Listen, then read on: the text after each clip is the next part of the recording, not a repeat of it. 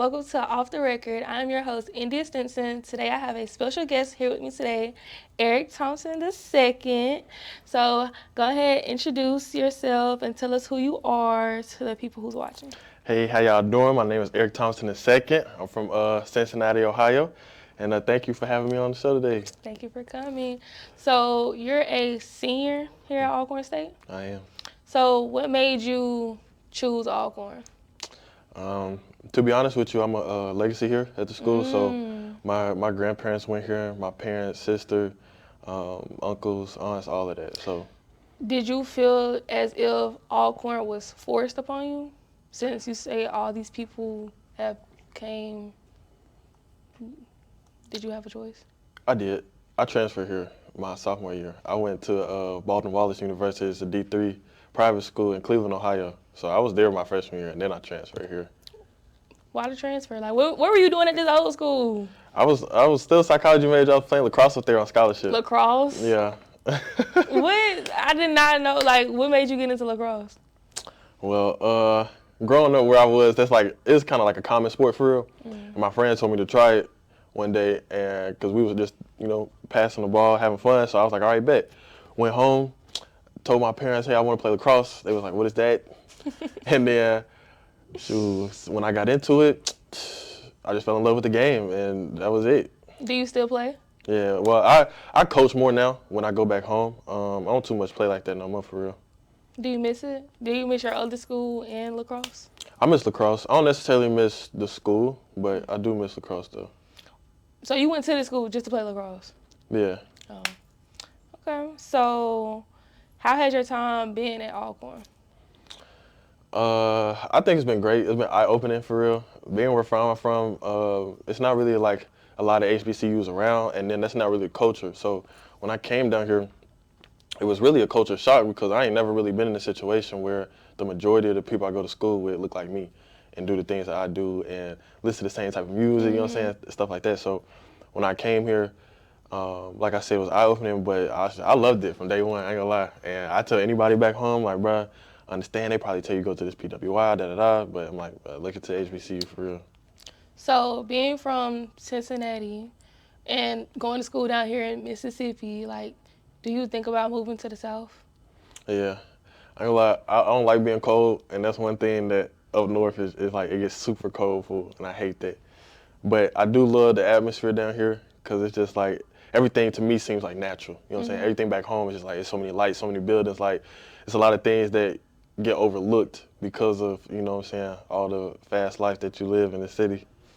Okay, so we're gonna change the flow a little bit. Yeah. What's something about you that most people don't know?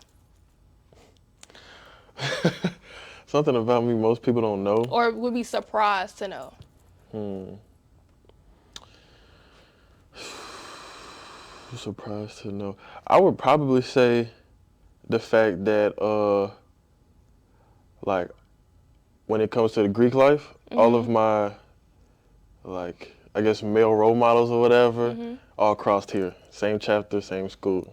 So you brought up Greek life, like, Yeah. what fraternity are you in? I'm part of Omega Psi Phi Fraternity Incorporated. You hear me? The best one. But nah, yeah, my uncle, my dad, and my cousin, all Ada.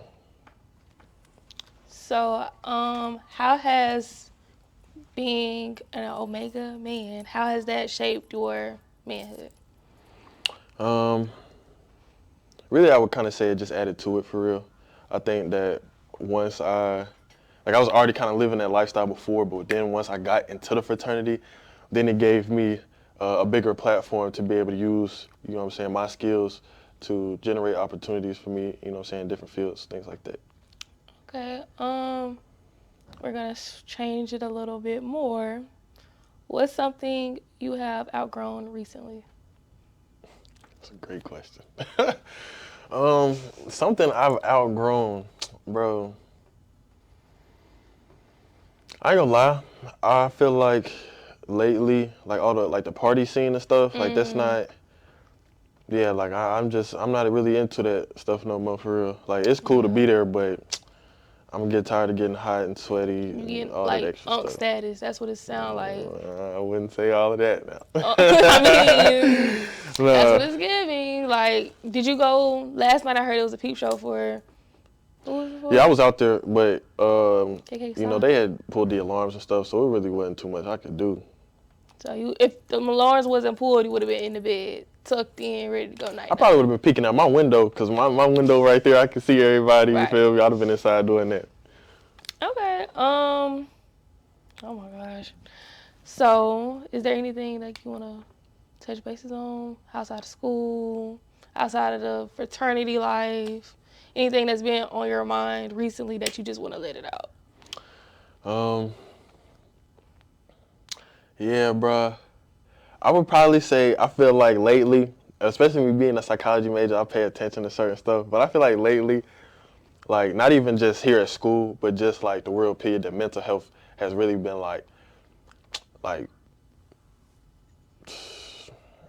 Discombobulated. Yeah, like it's a lot of I think it's a lot of role models that's going through a lot of mental issues that a lot of Mhm. people aren't paying attention to or haven't. Mhm. And I think that that's something that really is like, you know what I'm saying, need to be talked about, especially because for us college students, we finna get back out into real life and life hit hard sometimes, Yeah, folks. like a celebrity that's well, an influencer that I see that's like going through a lot of mental change right now is Casanat. Yeah, for sure that. He done cut his locks off. He not the happy, jolly streamer anymore. He done started a clothing brand. Did you see his clothing brand? Yeah, I seen all of that. What was crazy to me was the people that was responding to him when he was talking about his mental health, and they like, bro, you just got $1 million. What's wrong with you? Da da da. And I'm like, cuz, like, there's no way that you honestly think that for somebody like, let's say he making $1 million every month. At a certain point in time, that $1 million don't mean nothing no more. You know what I'm saying? So it's like money ain't everything, but you only gonna feel like that. I feel like when you're in that position, I feel like outside looking in, people just don't really think about that for real. Yeah, I think he was going through a lot coming to like where he is now. Like apparently his girlfriend done cheated, his mama them doing this in his ear. Like it was just a lot that played a part. Speaking of girlfriends, For real. why are you laughing? I just want to know what you're gonna say. I'm just thinking like, what is your point of view on relationships in this day and time? Um, I always advocate for a relationship. Mm.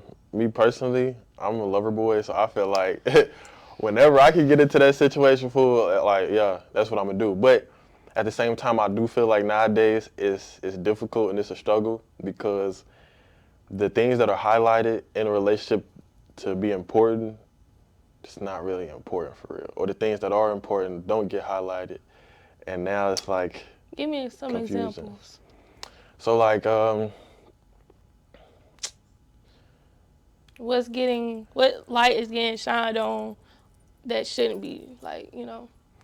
I would probably say social media is the biggest thing, honestly.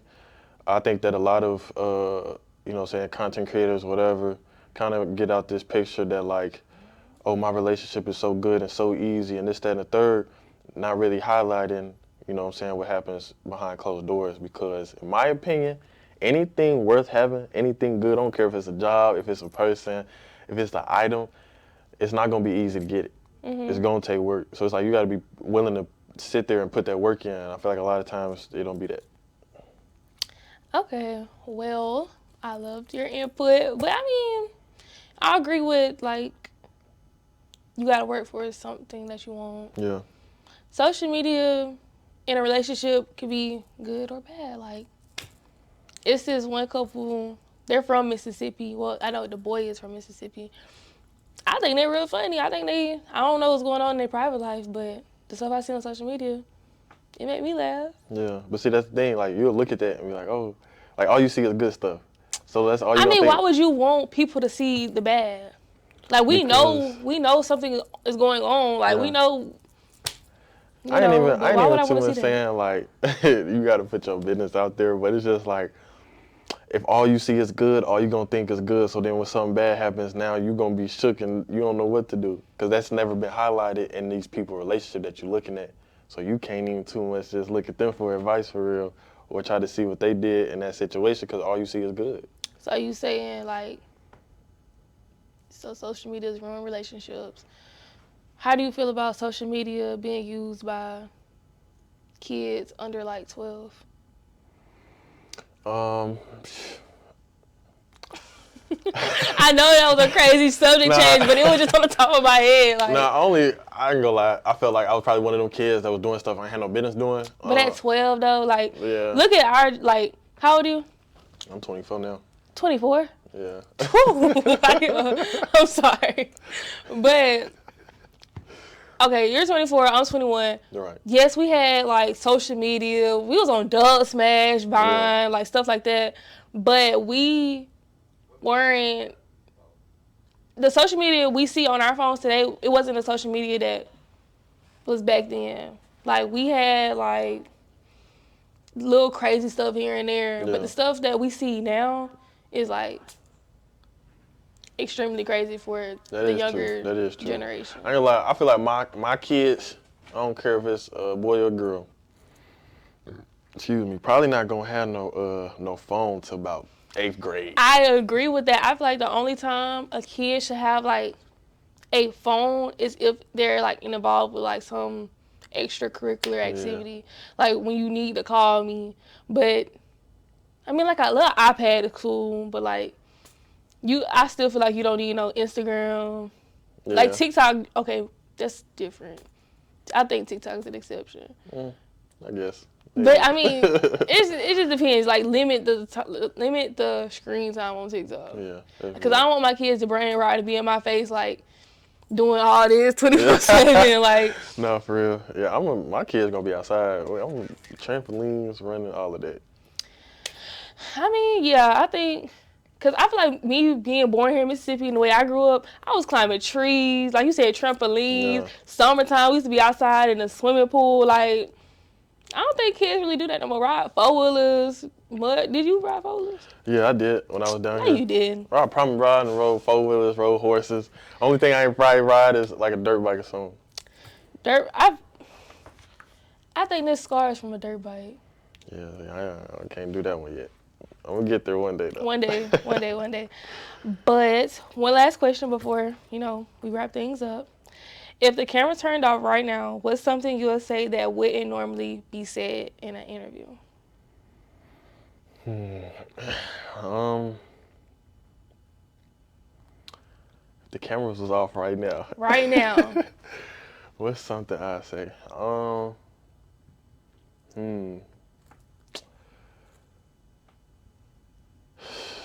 That's a great question. I really don't know, fool, because, I don't know. If the camera was off, fool, I'd probably keep the same energy, to be honest with you. I just feel like, regardless of whatever it is, whatever we talk about, you know what I'm saying, like, just keep it real. That's real. Well, that's it for this episode. Thank you for coming out today. Thank you for having me. And we'll see you next time. Okay.